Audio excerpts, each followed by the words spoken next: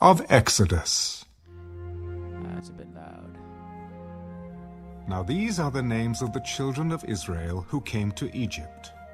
Each man and his household came with Jacob: Reuben, Simeon, Levi, and Judah; Issachar, Zebulun, and Benjamin; Dan, Naphtali, Gad, and Asher. All those who were descendants of Jacob were 70 persons, for Joseph was in Egypt already. And Joseph died, all his brothers, and all that generation. But the children of Israel were fruitful and increased abundantly, multiplied and grew exceedingly mighty, and the land was filled with them. Now there arose a new king over Egypt, who did not know Joseph. And he said to his people, Look, the people of the children of Israel are more and mightier than we. Come, let us deal shrewdly with them, lest they multiply, and it happen in the event of war, that they also join our enemies and fight against us, and so go up out of the land. And who is this guy? Therefore they set Is it taskmasters Ramesses? over No. them to afflict them with their burdens. Not yet. And they built for No way, Pharaoh not yet. What am supply I gonna say? cities, Pithom and Ramesses. I just read that. But the name. more they afflicted them, the more they multiplied and grew. And they were in dread of the children of Israel. The more they afflicted them, the more they multiplied and grew. I mean, you gotta get your, you gotta relieve your stress somehow, I guess, right? So the Egyptians made the children of Israel serve with rigor, and they made their lives bitter with hard bondage, in mortar, in brick, and in all manner of service in the field.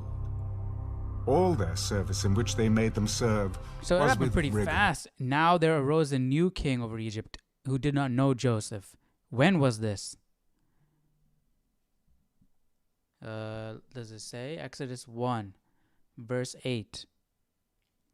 The new king did not remember Joseph, his privileged position in the older Pharaoh's administration, his administrative skill that saved the Egyptians from starvation, and his enrichment of Pharaoh's treasury. This new Pharaoh probably did not reign immediately after the death of Pharaoh of Joseph's day. More like, yeah, probably because they'd still remember.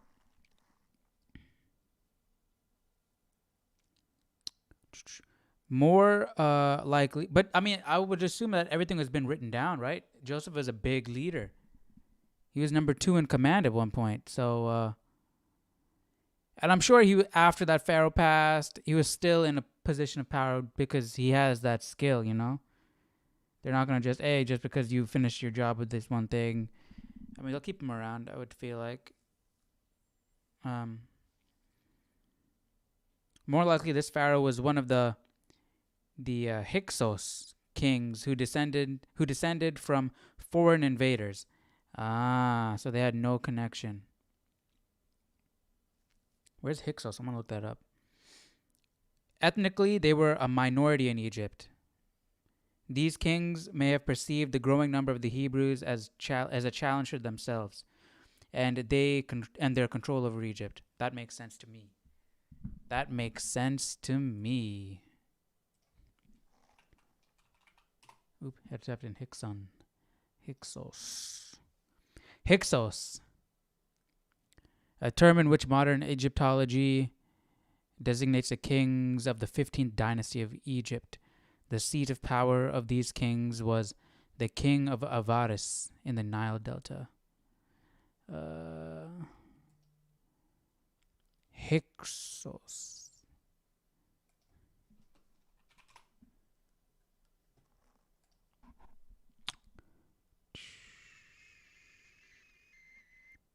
Come on.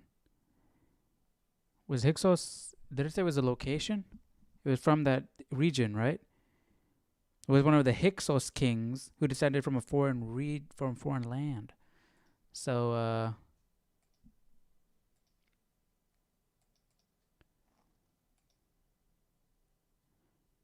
a term in which modern Egyptology designates the kings of the 15th dynasty. Okay, so not necessarily.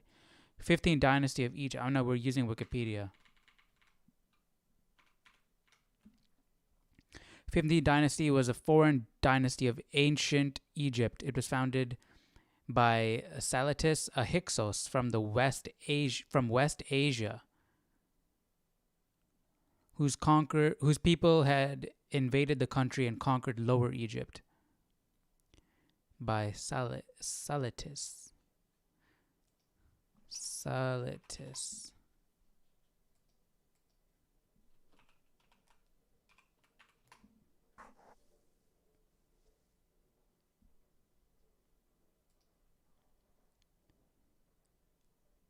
Okay, does that mean like because he had the eyes of someone? No, that's pushing it. Salatis, a Greek name given by the Hebrew historian Josephus.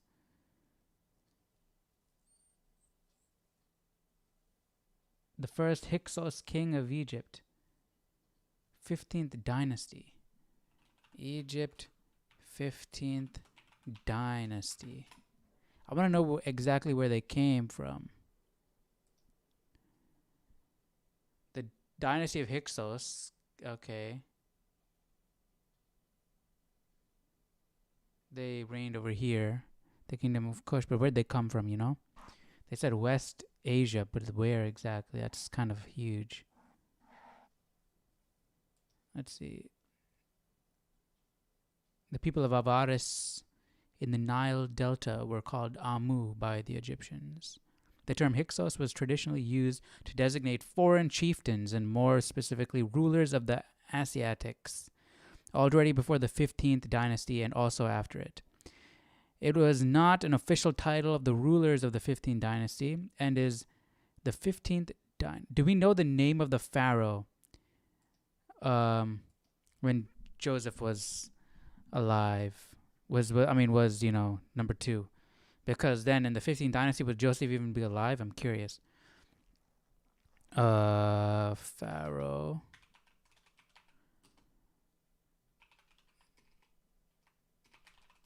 During the time of Joseph.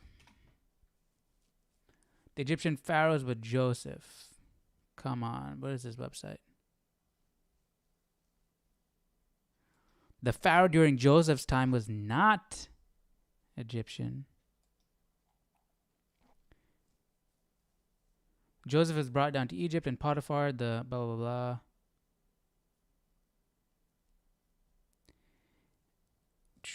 What else would we expect about the identity of someone who was an officer of Pharaoh and captain of the guard? Well, the truth is, a couple of decades before Joseph arrived, Egypt was attacked by Semitic warriors originating from the area of Arabia and Syria. The Egyptians called these foreign invaders the Hyksos. This would be translated as the shepherd kings, as Hik, meaning king, and Sos means shepherd.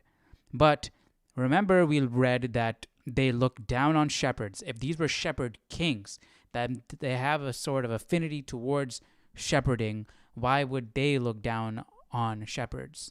Or did these Hyksos have an identity complex? Or were only the people of Egypt didn't like shepherds, but the rulers were okay with it, which is why it didn't seem like the Pharaoh said anything?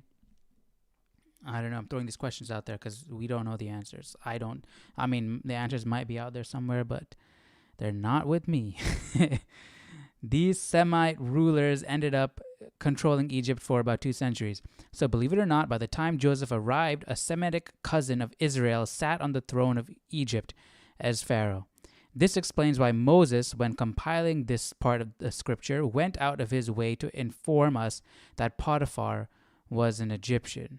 It also explains the animosity that will build up amongst the local Egyptian population and break out into full-blown hostility towards the Israelites once we get into the book of Exodus.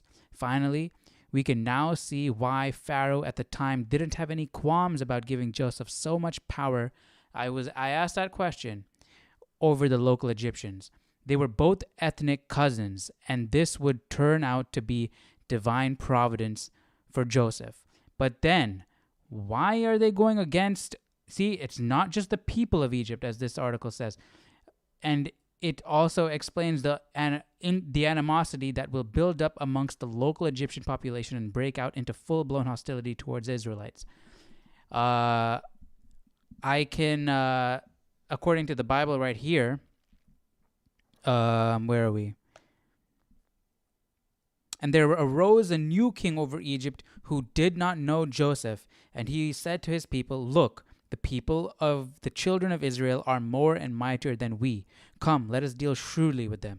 So that was not coming from the local Egyptians. That was coming from the invaders, according to this article, the Hyksos that came in because they were already ruling Egypt at this point. Okay, who wrote this? This is interesting. Richoka. I'll put this down in the I'll put this down in the description for you guys to check out. Let's check another person out. Let's see.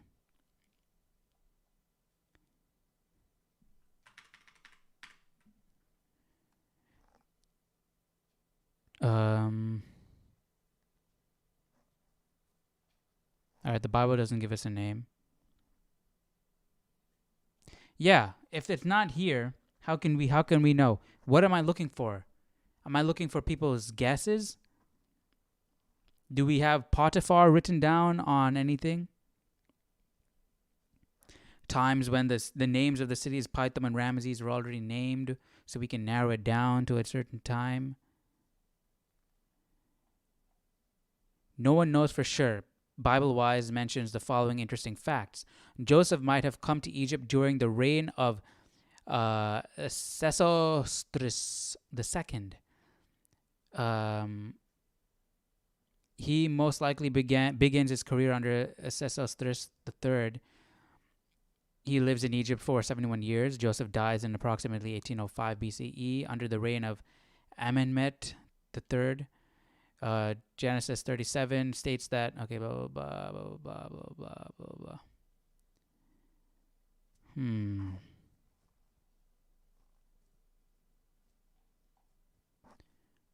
Sesostris II. Let's see if he was a Hyksos. Oops, spelled that wrong. Oh my gosh.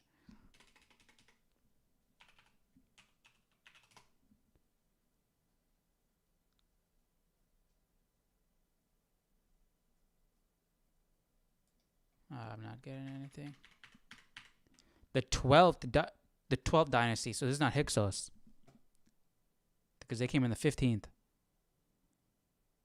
All right, so we have no clue. People are jumping over and saying different things. Yeah, if you guys want to look into this further, let me know down in the comments, and we can check it out. I don't want to spend too much time. We're already 20 minutes in. So let's get ahead with the actual Bible reading, because according to the text, the Bible, we don't really know. I mean, it's not explicitly mentioned. We can have, there's probably clues here and there that we can try and find out, but that'll take time. So let's continue. Then the king of Egypt spoke to the Hebrew midwives, of whom the name of one was Shiphrah, and the name of the other Puah.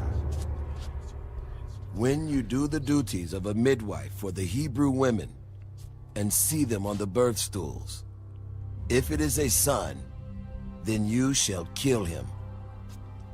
But if it is a daughter, then she shall live. But the midwives feared Is Jurassic Park or what? and did It's like what they did with the frogs. They had only they used the female frog DNA to the frog DNA to create dinosaurs, and all the dinosaurs were only female, right? Because they didn't want them to reproduce. If it is a son, then you shall kill him. But if it is a daughter, then she shall live. But the midwives feared God, and did not do as the king of Egypt commanded them, but saved the male children alive. So the king of Egypt called for the midwives and said to them, Why have you done this thing and 'Cause we don't saved like the you. male children alive? I don't like your voice Because the Hebrew women are not like the Egyptian women, for they are lively and give birth before the midwives come to them. Therefore God dealt well with the midwives, and the people multiplied and grew very mighty.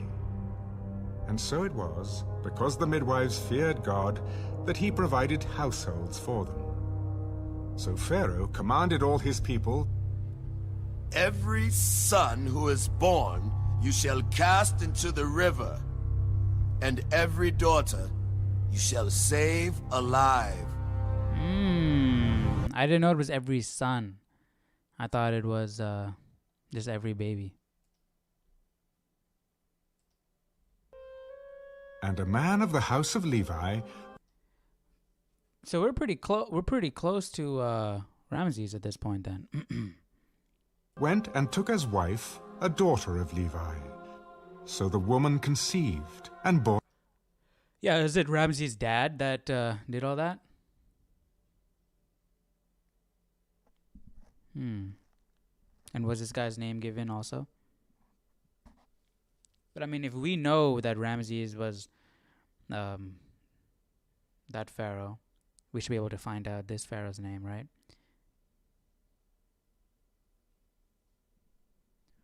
Ramses. Bore a son. And when she saw that he was a beautiful child, she hid him 3 months. But when she could no longer hide him, she took an ark of bulrushes for him, daubed it with asphalt and pitch, put the child in it, and laid it in the reeds by the river's bank. And his sister stood afar off to know what would be done to him. Then the daughter of Pharaoh came down to bathe at the river, and her maidens walked along the riverside. And when she saw the ark among the reeds, she sent her maid to get it. And when she opened it, she saw the child, and behold, the baby wept. So she had compassion on him. This is one of the Hebrews' children. Then his sister said to Pharaoh's daughter, Shall I go and call a nurse for you? From the Hebrew women, that she may nurse the child for you. Go. So the maiden went and called the child's mother. Then Pharaoh's daughter said to her, we don't have the names of anybody yet. Take this child away and nurse him for me, and I will give you your wages. So the woman took the child and nursed him. And the child grew, and she brought him to Pharaoh's daughter, and he became her son.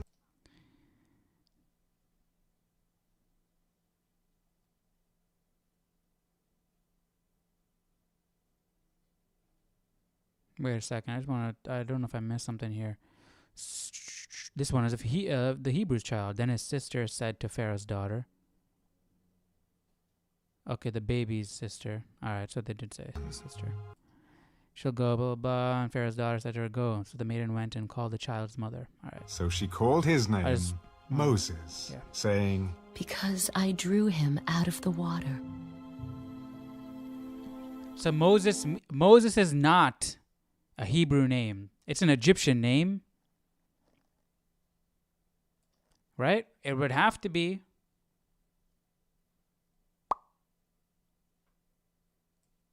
What was this, the article that we were looking at? I already have it here. Okay. Moses.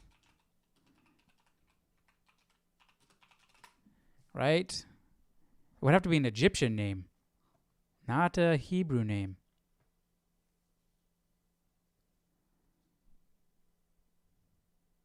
Was Moses an Egyptian name? When the child grew up, Moses, blah, blah, blah, blah, blah. Okay.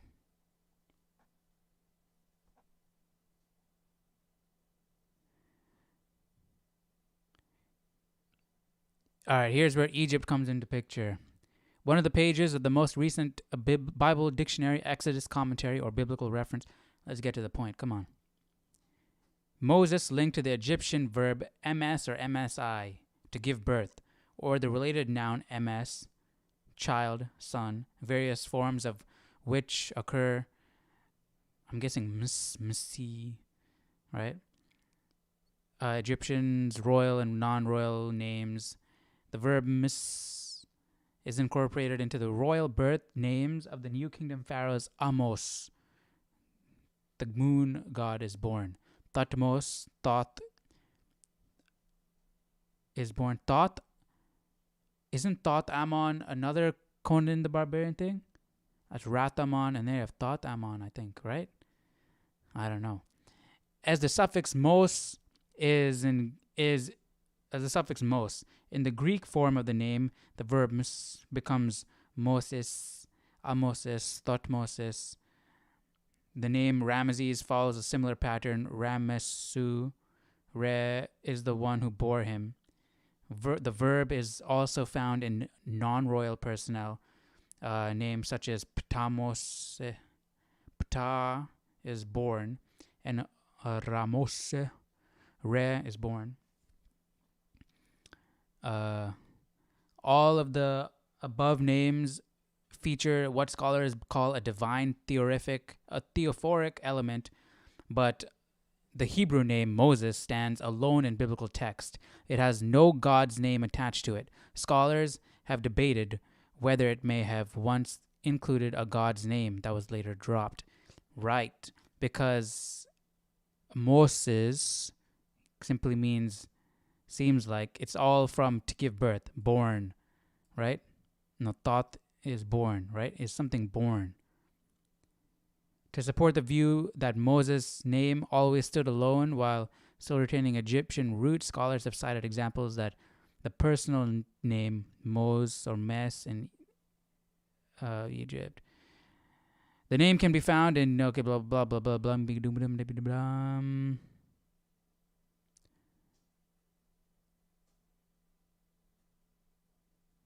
Despite the popularity of the Egyptian origin of the name, it is possible to make sense of the Hebrew without recourse to Egyptian. For example, Moshesh. And I think the sh can be pronounced, right? Like, or something like that. Or I don't know, because I was looking up some stuff.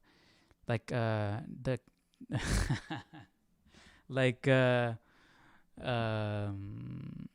they say NASA is Hebrew for deceive, and it's nasha, but then there's another word for NASA that I think means to lift up or something like that, which is nasa. So there's Moshesh, and there could be Moses, water drawer. But what is Moses? Isn't this a YouTuber? What is going on here? I'm just kidding. I know he was named after it. Okay, whatever. I don't even. All right, what? All right, I should stop. What?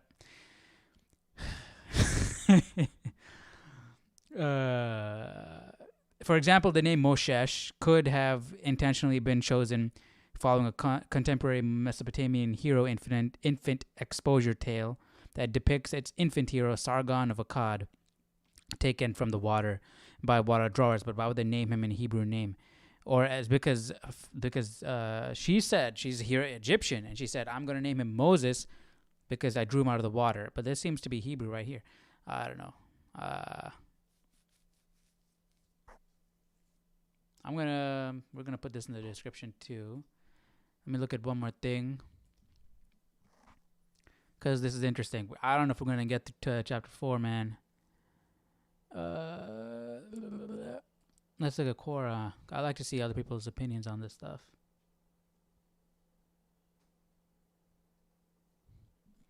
Bum bum bum bum bum bum. In short, is the Messes part of the name was common in Egyptian in those days. It means born of. Messes, Tutmeses, Rameses. With various spellings, Moses may have been an Egyptian prince with a name along those lines. Okay, boom. So whatever the word of water could have been, right? And then you add that to the Messes, and that's where Moses came from. And then they changed it to the Hebrew in the Bible to Moses with Moshesh, which is of the water, so it worked out. I don't know. All of the above is speculation. It is perfectly respectable to strictly adhere to the Hebrew account. saved extracted from water. There is a Hebrew linguistic argument in support of that, and scientific evidence around the Moses saga is so scant that no archaeologist would dare contradict you head on.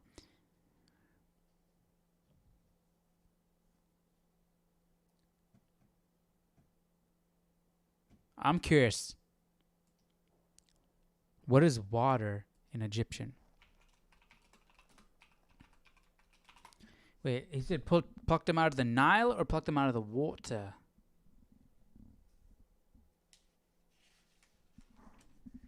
Chung chaka chaka chung chung chung chung.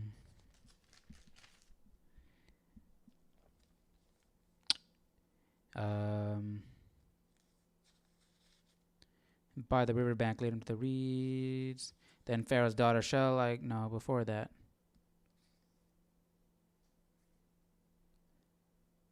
Came down to bathe at the river.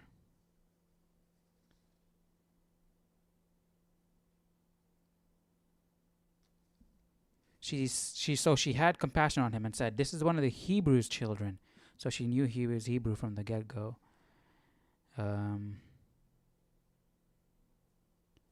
Called him Moses because I drew him from out of the water. Water in Egyptian.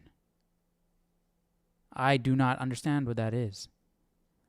Alright, if we have time, that'll be pretty cool to check out, because then we can say that and Moses after, and then that is what Moses' name probably was. So that'll be really cool. Now it came to pass in those days, when Moses was grown, that he went out to his brethren we'll get that at and the end looked at their burdens. And he saw an Egyptian beating a Hebrew, one of his brethren. So he looked this way and that way, and when he saw no one, he killed the Egyptian and hid him in the sand. And when he went out the second day, behold, 2 Hebrew men were... That's what the director of the 10 Commandments said at the beginning of the movie, as his introduction, that there's a lot of stuff that's left out, so they had to, add things to try and make it a full story. Fighting. And he said to the one who did the wrong, Why are you striking your companion? Who made you a prince and a judge over us? Do you intend to kill me as you killed the Egyptian? So Moses feared and said, Surely, this thing is known. When Pharaoh heard of this matter, he sought to kill Moses. But Moses fled from the face of Pharaoh and dwelt in the land of Midian, and he sat down by a well. Now the priest of Midian had 7 daughters, and they came and drew water, and they filled the troughs to water their father's flock. Then the shepherds came and drove them away. But Moses stood up and helped them, and watered their flock. When they came to Reuel, their father, he said, How is it that you have come so soon today? Man, remember I was talking about how I wanted to see the difference in how it was written, Genesis to Exodus? Because now this is for Moses' first-hand accounts. He's writing about what he did. So he's basically thinking all right, I know the story already. I don't even got to put details, right? Then the shepherds came and drove them away, right? If this was Genesis, there'd be way more details. Genesis had a lot more specifics and details than what we're reading right now. So that's interesting. So that means God gave him a lot, and he wrote it. And this is him writing his own account, and he's not being that thorough. An Egyptian delivered us from the hand of the shepherds, and he also drew enough water for us, and watered the flock. And where is he? Why is it that you have left the man? Call him, that he may eat bread. I need to eat, I'm hungry. Then Moses was content to live with the man, and he gave Zipporah his daughter to Moses, and she bore him a son. He called his name Gershom, for he said, I have been a stranger in a foreign land. Now it happened in the process of time that the king of Egypt died. Then the children of Israel groaned because of the bondage, and they cried out, and their cry came up to God because of the bondage. So God heard their groaning, and God remembered his covenant with Abraham, with Isaac, and with Jacob. And God looked upon the children of Israel. Time out. Where did the whole thing of them being in slavery for 400, in bondage for 400 years come from? Because if that is true, then because the way this is making it seem is like things are moving fast, you know. So if that 400-year thing is true, we've gone through a couple of pharaohs, you know. We've gone through a few pharaohs, not just the one who decided to put them into slavery that we just read about. And God acknowledged them.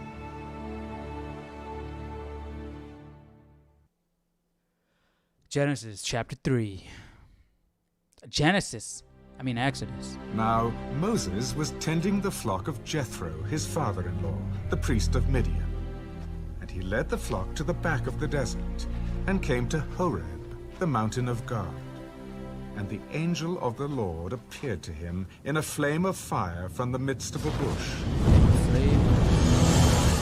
So he looked, and behold, the bush was burning with fire, but the bush was not consumed.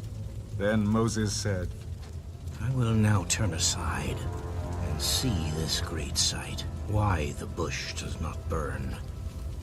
So when the Lord saw that he turned aside to look, God called to him from the midst of the bush. Moses. Moses. Here I am. Do not draw near this place. Take your sandals off your feet, for the place where you stand is holy ground. I am the God of your father, the God of Abraham, the God of Isaac, and the God of Jacob. And Moses hid his face, for he was afraid to look upon God. I have surely seen the oppression of my people who are in Egypt, and have heard their cry because of their taskmasters, for I know their sorrows. So I have come down to deliver them out of the hand of the Egyptians, and to bring them up from that land to a good and large land, to a land flowing with milk and honey, to the place of the Canaanites, and the Hittites, and the Amorites, and the Perizzites, and the Hivites, and the Jebusites. Now therefore behold, the cry of the children of Israel has come to me, and I have also seen the oppression with which the Egyptians oppress them. Come now, therefore, and I will send you to Pharaoh, that you may bring my people, the children of Israel, out of Egypt. Who am I, that I should go to Pharaoh, and that I should bring the children of Israel out of Egypt? I will certainly be with you, and this shall be a sign to you that I have sent you. When you have brought the people out of Egypt, you shall serve God on this mountain. Indeed, when I come to the children of Israel and say to them, the God of your fathers has sent me to you, and they say to me, what is his name? What shall I say to them? I am who I am. Thus you shall say to the children of Israel, I am has sent me to you. Thus you shall say to the children. That's gonna be a bit of a problem. I feel like that's gonna be one of those Rush Hour 3 situations. I am you, you are me. Children of Israel, the Lord God of your fathers, the God of Abraham, the God of Isaac, and the God of Jacob has sent me to you. This is my name forever, and this is my memorial to all generations. Go and gather the elders of Israel together, and say to them, the Lord God of your fathers, the God of Abraham, of Isaac, and of Jacob, appeared to me, saying, I have surely visited you, and seen what is done to you in Egypt. And I have said, I will bring you up out of the affliction of Egypt, to the land of the Canaanites, and the Hittites, and the Amorites, and the Perizzites, and the Hivites, and the Jebusites. Why didn't they leave Egypt after the famine? and go home to the land that God gave them. To a land flowing with milk and honey. Then they will heed your voice. And you shall come, you and the elders of Israel, to the king of Egypt. And you shall say to him, Maybe they forgot. The Lord God of the Hebrews has met with us. And now, please, let us go 3 days' journey into the wilderness, that we may sacrifice to the Lord our God. But I am sure that the king of Egypt will not let you go, no, not even by a mighty hand. So I will stretch out my hand and strike Egypt with all my wonders, which I will do in its midst. And after that he will let you go. And I will give this people favor in the sight of the Egyptians, and it shall be when you go, that you shall not go empty-handed. But every woman shall ask of her neighbor, namely of her who dwells near her house, articles of silver, articles of gold, and clothing. And you shall put them on your sons and on your daughters. So you shall plunder the Egyptians. So they're going to take jewelry from the Egyptians, but I thought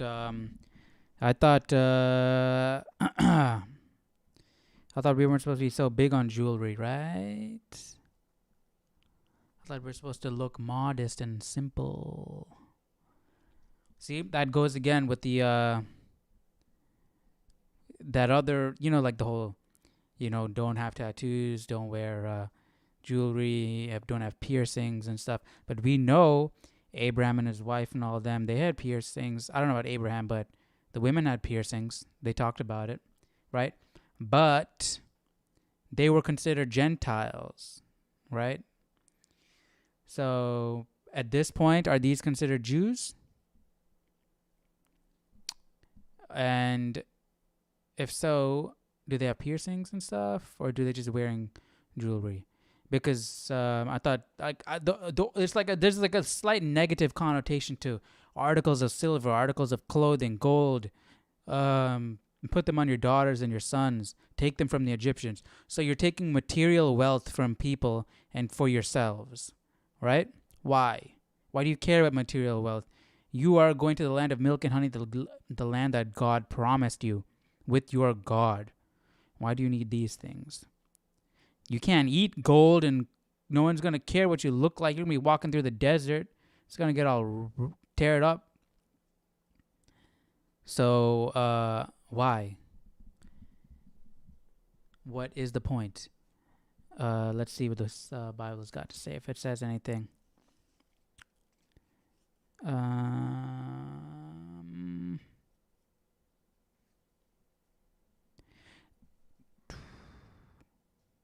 The Israelites who had been slaves in Egypt would not leave empty-handed.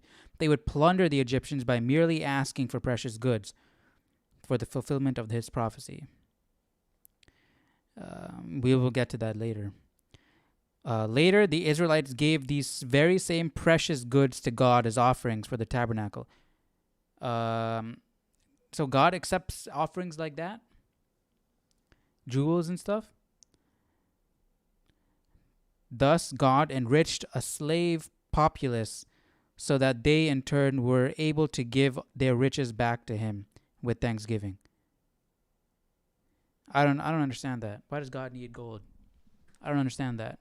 The point of a sacrifice is it's not benefiting God. It's benefiting you because you are giving up something. Right? And according to Islam, you're not even giving up something. It's just a dedication. Because after they sacrifice a ram, they eat it. Check out my Ishmael in the Bible and Quran video where we go into stuff like that and a lot more. And I have an Abraham in the Bible and Quran video too. That's interesting also. So check those out. But yeah, I don't understand the sacrifice of gold and because you're putting importance on material wealth and then you're giving it to God by giving it up. That's a sacrifice, yes. But why is there importance on that in the first place? Right? I don't know. Let's go. ahead to chapter 4. Let me know what you guys think down in the comments. I'm curious to see other people's opinions about that. Then Moses answered and said, But suppose they will not believe me, or listen to my voice. Suppose they say, the Lord has not appeared to you. What is that in your hand? A rod. Cast it on the ground. So he cast it on the ground, and it became a serpent. That must have been crazy. And Moses fled from it. I bet. And the Lord said to Moses, Reach out your hand and take it by the tail. So Moses reached out. Okay, but see, think about this. Jesus didn't want to jump down, right? And let the angels prevent him from falling, because that's just you using God's power, just using God's power to use God's power, right? Just to show like, hey, look at me. I'm the Son of God. Now you can believe me because I just jumped off this building and I'm alive. Unless I have that story wrong, that's jumping off would be the same thing as this. Hey, look, I did a magic trick. Now I have some credibility. Right? What are your thoughts on that also? Let me know. Out his hand and caught it, and it became a rod in his hand. Thus they may believe that the Lord God of their fathers, the God of Abraham, the God of Isaac, and the God of Jacob, has appeared to you. Now put your hand in your bosom. And Moses put his hand in his bosom. When he took it out, behold, his hand was leprous, like snow. Put your hand in your bosom again.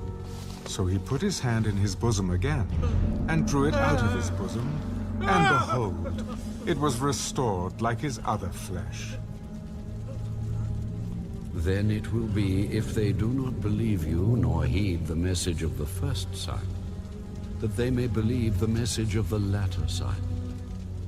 And it shall be, if they do not believe even these two signs, or listen to your voice, that you shall take water from the river, and pour it on the dry land. The water which you take from the river will become blood on the dry land.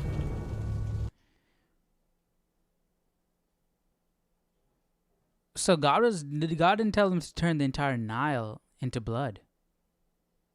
He just said, take some water and pour it into the land, on the land, and that'll become blood. Probably Moses got mad, and he's probably like, all right. I think Aaron was the one that put the rod in there. He told Aaron, bro, I'm mad at these guys. Just turn everything into blood. Oh, my Lord. I am not eloquent. Come on, Moses. You were talking fine this whole time. Neither before nor since you have spoken to your servant, but I am slow of speech and slow of tongue. Who has made man's mouth? Or who makes the mute, the deaf, the seeing, or the blind? Have not I, the Lord?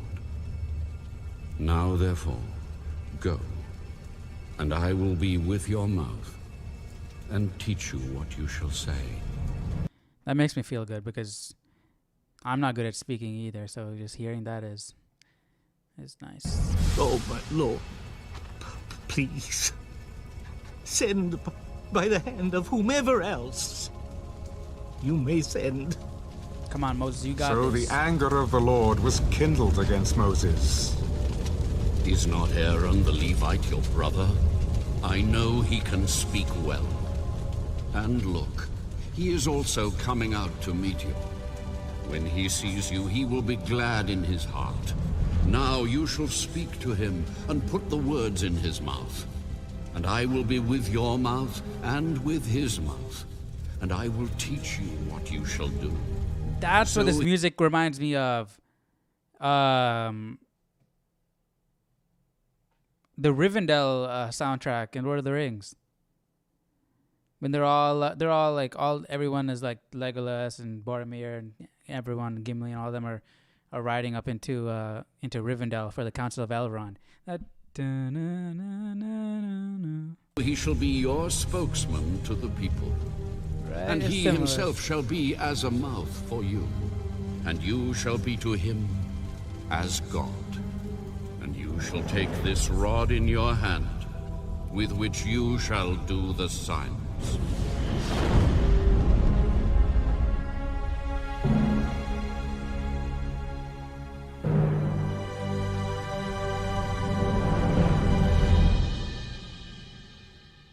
So Moses went and returned to Jethro, his father-in-law, and said to him, Please let me go, and return to my brethren who are in Egypt, and see whether they are still alive. Go. See, Moses sounds in cool peace. here. Now the Lord said to Moses in Midian, Go, return to Midianites. Egypt, for all the men who sought your life are dead. Interchangeable with Ishmael. Then Moses took his wife and his sons and set them on a donkey, and he returned to the land of Egypt. And Moses took the rod of God in his hand. And the Lord okay, said to so Moses, his wife came with him. Then Moses took his wife and his sons and set them on a donkey, and he returned to the land of Egypt. Oh, wait. Go, return to Egypt, blah, blah, blah. Yeah, he took his wife and his kids. When you go back to Egypt, see that you do all those wonders before Pharaoh, which I have put in your hand. But I will harden his heart, so that he will not let the people go. All right, why would you do that, God? You're like, all right, throw your stick on the ground, turn it into a snake. If that doesn't work, do this one. That magic trick with your hand turning into leprosy, and put it back. If that doesn't do it, then we're gonna turn water into blood. If that doesn't do it, we're gonna do some other crazy stuff with your staff, and like it's just gonna go wild from there. So why give him all that if you know you're going to harden Pharaoh's heart? You want Pharaoh and the Egyptians to suffer? You want it to be dragged out this long? Why harden his heart? I feel bad even questioning that, because it feels like I'm questioning God, but I just want to understand.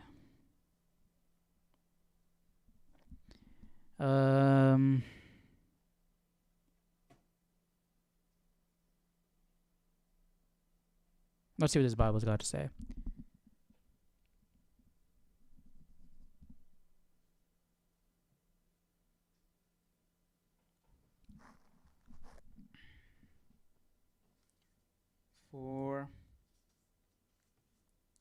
All right.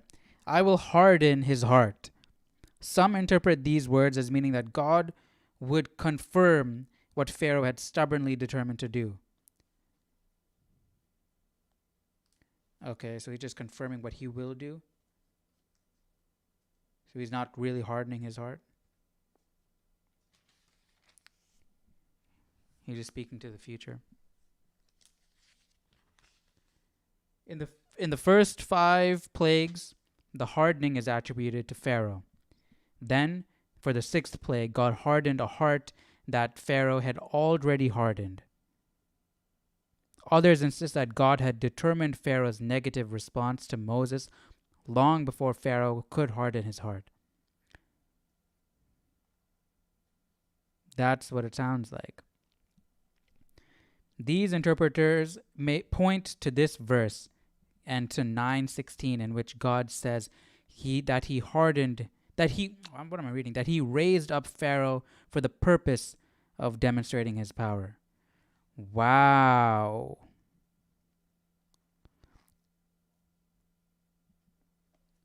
So that means God was okay. Remember, God said, "Hey, go to Egypt. I will multiply you, right, in the land of Egypt. So don't be scared. Go to Egypt." And then he raised up Pharaoh for the purpose of demonstrating his power, and he hardened Pharaoh's heart. So he did all this in order to do all these plagues to show his people his power.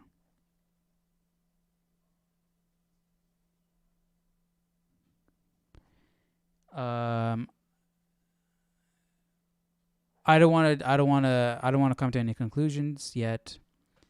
Let me know what you guys think about that. I've put in your hand, but I will harden his heart, so that he will not let the people go. Then you shall say to Pharaoh, I will harden his heart. He's not describing the future. He's saying, I will. He's not describing the future in the sense of that's how Pharaoh will react. No, he's saying, I will harden his heart so that he will not let the people go. He is doing something. It's cause and effect. God is doing something to affect the behavior of Pharaoh. Thus says the Lord, Israel is my son, my firstborn. So I say to you, let my son go, that he may serve me. But if you refuse to let him go, indeed I will kill your son, your firstborn. And where are all the plagues? plagues? It came to pass on the way, at the encampment, that the Lord met him and sought to kill him. Then Zipporah took a sharp stone and cut off the foreskin of her son, and cast it at Moses' Wait, what? And it came to pass on the way at the encampment that the Lord met him and sought to kill him. Then Zipporah took a sharp stone and cut off the foreskin of her son and cast it at Moses' feet and said, surely you are a husband of blood to me. So he let him go. Then she said, you are a husband of blood because of the circumcision. Who is this him here?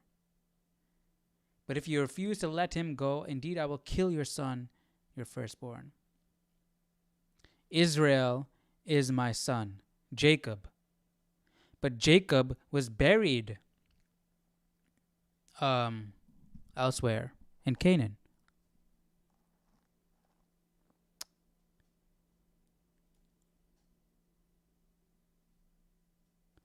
Let's read what this Bible has to say.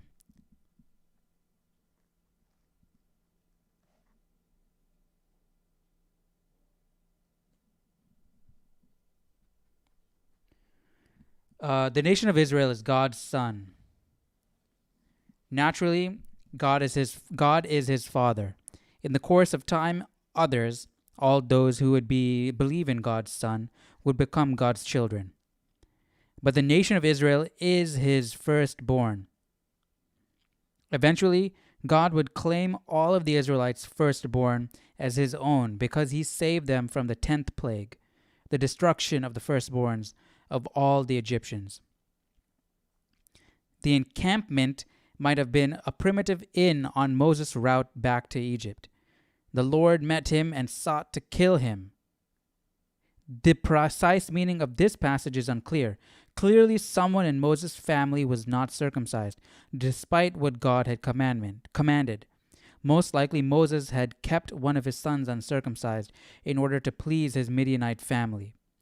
The Midianites practiced circumcision on a groom right before his marriage instead of circumcising male infants.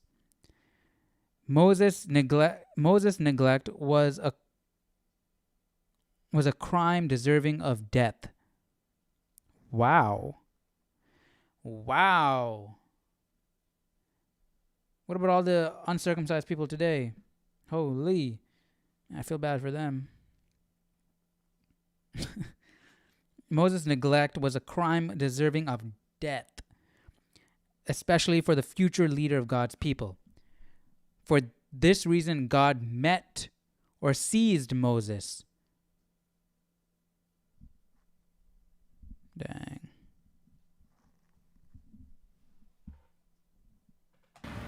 Surely, you are a husband of blood to me. So he let him go. You are a husband of blood. Because of the circumcision.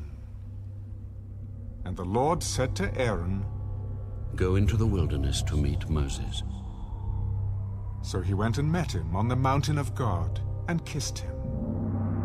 So Moses told Aaron all the words of the Lord who had sent him, and all the signs which he had commanded him. Then Moses and Aaron went and gathered together all the elders of the children of Israel. And Aaron spoke all the words which the Lord had spoken to Moses. Then he did the signs in the sight of the people. So the people believed. And when they heard that the Lord had visited the children of Israel, and that he had looked on their affliction, then they bowed their heads and worshipped.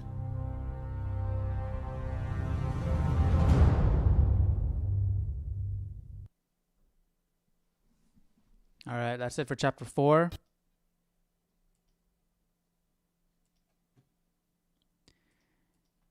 Let's look up. So the people believed, and when they heard that the Lord had visited the children of Israel, and that he had looked on their affliction, then they bowed their heads and worshipped. And Aaron spoke all the words which the Lord had spoken to Moses. Then he did the signs in the sight of the people, so that the people believed. And when they heard that the Lord had visited the children of Israel, and that he had looked on their... Okay. All right. Meaning, the Lord had visited the children of Israel, and that he had looked on their affliction.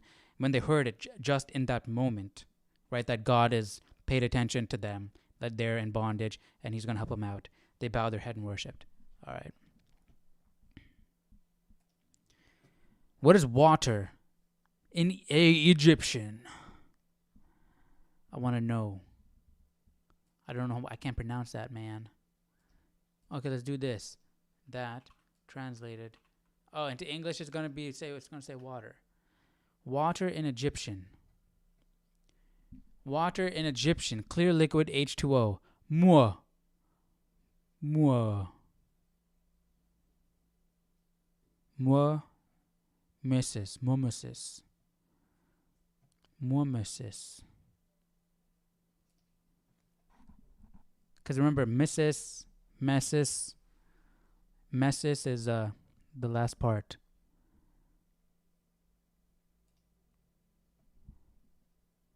How do I... Pronunciation, man. Pronunciation. Oh, here we go. Water. Water. I need it in Egyptian. Not in English. How to say water in Egyptian. Boom. How do you say water in Egypt? The proper Arabic for the word water is ma. Is that how you pronounce it? Is this like a pronunciation video? No. Ma. Mama sis. Mama sis. Is that Moses' name? Mama sees.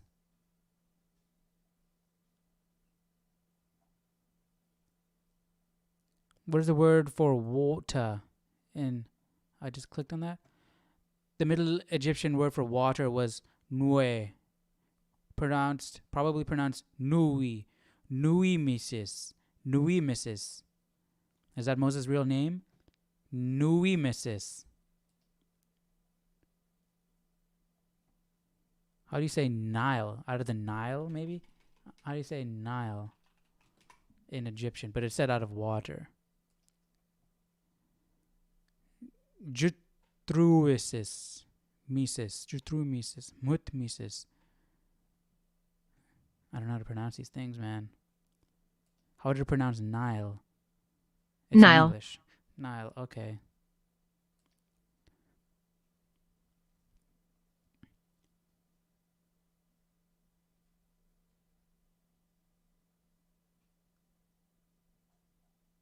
Man, I wish this site had like pronunciations.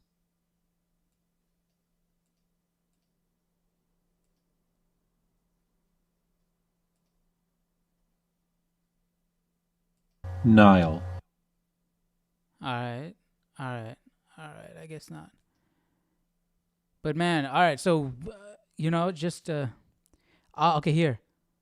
Al Nil as Nile. Al Nil. Oh, he's just saying Nile. Written as Al Nil.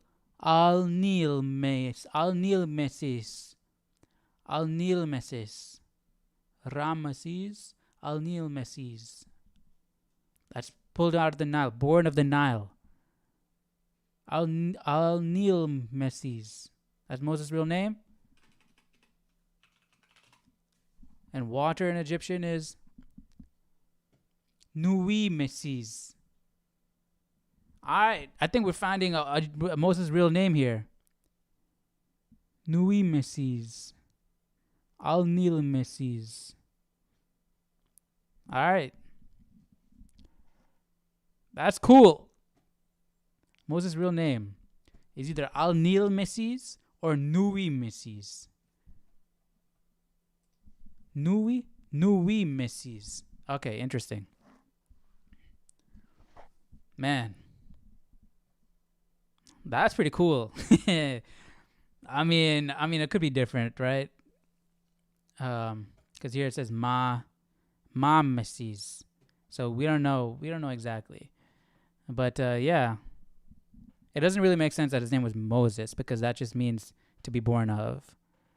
But in Hebrew, it is Moshesh, is to be born of water, right? So, of the water, right? So, I was just looking for his his actual Egyptian name. So, yeah, that's pretty cool. So, let me know what you guys thought about that. What do you guys thought about the reading? Tomorrow, we're going to jump into chapter 5. I can't believe we got through it all. Tomorrow, we're getting to the first encounter with Pharaoh. So, it's going to be pretty crazy. So, yeah, let me know what you guys thought. We had a lot of stuff to discuss today. Let me know your thoughts and opinions down in the comment section below. And I will see you guys tomorrow. Take care. Goodbye.